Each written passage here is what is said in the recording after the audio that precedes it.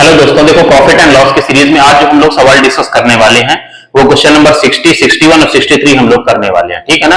तीनों आपके same type के सवाल हैं, बहुत ही आसान सवाल हैं। दुनिया का कोई ऐसा एग्जाम नहीं जिसमें ये ना पूछे जाते हो। ठीक है ना।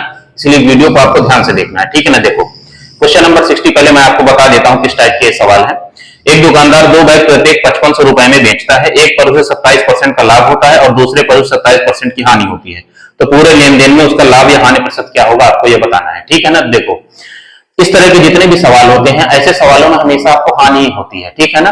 और उसका परसेंटेज आप डायरेक्ट निकाल सकते हैं। तो पहले मैं उसका जो पूरा बेसिक है, जो पूरा कॉन्सेप्ट है, वो आपको बता देता हूं। ठीक है ना। सवाल करना तो बहुत छोटी चीज है। ठीक है ना। देखो जब भी आपके पास ऐसी कंडीशन हो कि A% का आपको लाभ हो और A ही % की आपको हानि हो, ठीक है ना, तो ऐसे केस में हमेशा आपको हानि होती है। ठीक है ना। वो जो हानि होती है उसका परसेंटेज आप डायरेक्ट निकाल सकते हैं। ठीक है ना। हानि प्रतिशत मतलब लॉस परसेंटेज आप डायरेक्ट निकाल सकते हैं। वो होगा ये जो नंबर आपका दिया हुआ है इसका स्क्वायर करना है और 100 से डिवाइड कर देना है और आगे % लगा देना है। तो यही आपका आंसर हो जाएगा। ठीक है ना। देखो जितने भी सवाल हैं उनको हम इसी से सॉल्व कर लेंगे, लेकिन ये आया कहां से इसको भी हम लोग जान लेते हैं। कोई बड़ी चीज नहीं है। ठीक है ना। देखो आप घर में कभी भी कोई भी चीज प्रैक्टिस करो तो उसको बेसिक से जरूर प्रैक्टिस करो। ठीक है ना। अगर आपको बेसिक चीजें पता है तो आपको पता चलेगा कि जितनी भी ट्रिक हम पढ़ते हैं, जितने भी शॉर्ट तरीके हम पढ़ते हैं, वो सारे बेसिक से ही आए हैं। ठीक है ना। तो अगर नहीं तो ट्रिक अगर भूल गई एग्जाम में, आप मान लीजिए कि जो आप ट्रिक रट के गए और वो आपको भूल गई, तो फिर आप उसको कैसे करेंगे। तो बेसिक से हर सवाल को करना बहुत जरूरी है। ठीक है ना। तो देखो ये चीज कहां से आई है, आप इस चीज को समझिए। परसेंटेज का एक फॉर्मूला मैंने पढ़ाया था आपको, इंक्रीमेंट का A+B प्लस में आपका AB बटे में आपका 100। ठीक है ना। इतना %। ठीक है ना। ये फॉर्मूला किस लिए था, ये इंक्रीमेंट का फॉर्मूला था वृद्धि का। ठीक है ना। जब A% की वृद्धि हो रही है और B% की वृद्धि हो रही है, तो हम इस फॉर्मूले से टोटल जो वृद्धि है, जो टोटल इंक्रीमेंट है, वो हम लोग निकाल लेते थे। ठीक है ना। लेकिन यहाँ पे देखो हम प्रॉफिट और लॉस में भी इसका यूज कर सकते हैं। ठीक है ना। बस आपको ये याद रखना है कि प्रॉफिट वाली चीज को आपको प्लस के साथ रखना है और जो लॉस वाली चीज है उसको माइनस के साथ रखना है। ठीक है ना।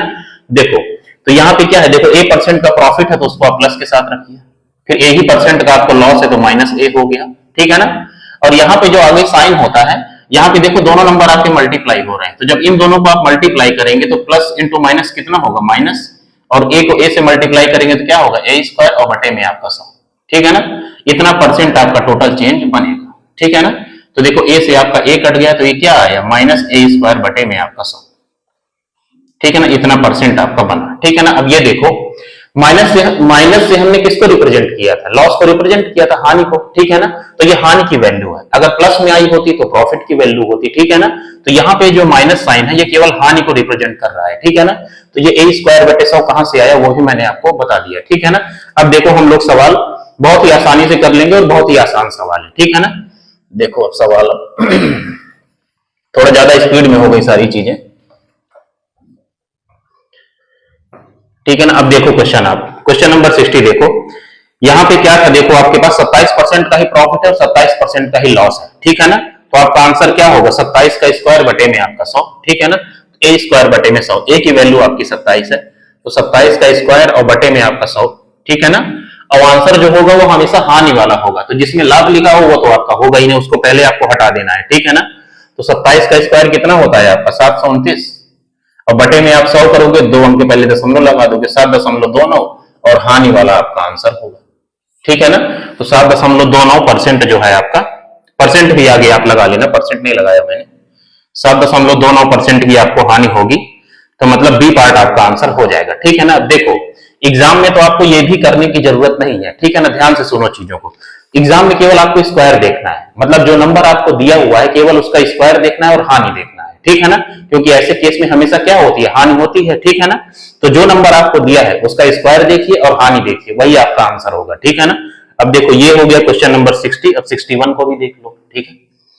तो बहुत ही आसान सवाल है बहुत स्पीड में हो गई सारी चीजें, कोई बात नहीं। देखो क्वेश्चन नंबर 61 है, एक दुकानदार दो बैग को 5500 रुपए में बेचता है। एक पर उसे 21% का लाभ मिलता है और दूसरे पर उसे 21% की हानि होती है। तो पूरे लेन देन में उसका लाभ या हानि प्रतिशत क्या होगा। तो देखो हानि आपको देखना है और 21 का स्क्वायर देखना है। तो 21 का स्क्वायर क्या होता है, 441, और हानि 441, और हानि कहां पे है, तो C पार्ट में है, तो C पार्ट आपका आंसर हो जाएगा। ठीक है ना। बिल्कुल भी मेहनत नहीं है ऐसे सवालों में, इसको आप सॉल्व भी कर लीजिए। देखिए क्या होगा आंसर आपका, 21 का स्क्वायर और बटे में आपका 100। ठीक है ना। तो कितना हो गया, 441, और 100 है तो 2 अंक के पहले दशमलव लगा दीजिए, परसेंटेज लगा दीजिए और हानि वाला आपका आंसर हो जाएगा। ठीक है ना।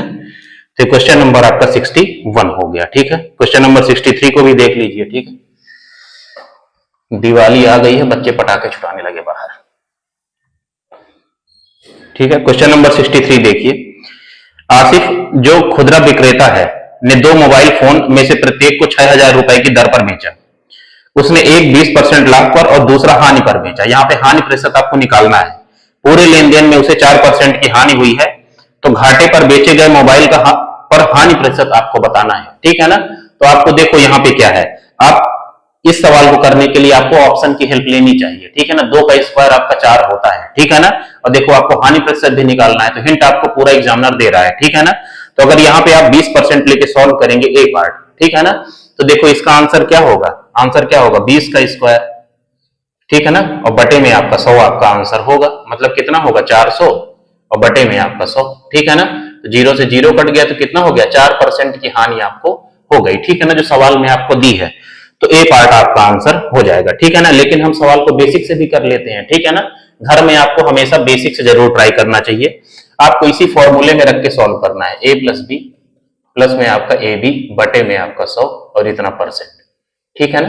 देखो हमें हानि परसेंट ही तो निकालना है, तो यहाँ पे क्या है देखो 20% का लाभ हो रहा है तो उसे प्लस के साथ लिखिए, प्लस का 20। ठीक है ना। हानि परसेंट आपको मान लीजिए a% हो रही है। ठीक है, यहाँ पे क्या आएगा माइनस में 20a बटे में 100। ठीक है ना। इसी की वैल्यू आपके पास कितनी दी हुई है, देखो 4% की आपको हानि हो रही है, तो हानि को माइनस के साथ लिखना है, ध्यान रखना है आपको। ठीक है ना। तो इसी की वैल्यू कितनी दी हुई है -4। ठीक है ना, बहुत साइड में हो गया, इसको आप सॉल्व कर लीजिए तो कितना हो जाएगा, देखो ये 20 पंचे आपका 100 हो गया, तो ये कितना हो गया आपका 20 माइनस में a बटे में आपका 5 इज इक्वल टू आपका माइनस में 4। तो ये 4 इधर आएगा तो कितना हो जाएगा 20 4 आपका 24 हो जाएगा, और ये उधर जाएगा तो कितना हो जाएगा 5 1 के 5 1 6 बटे 5 6a/5। ठीक है ना। तो ये कितना हो गया देखो आपका ये 6 चौको 24 हो गया, तो a की वैल्यू कितनी आ गई 5 चौको 20%। ठीक है ना।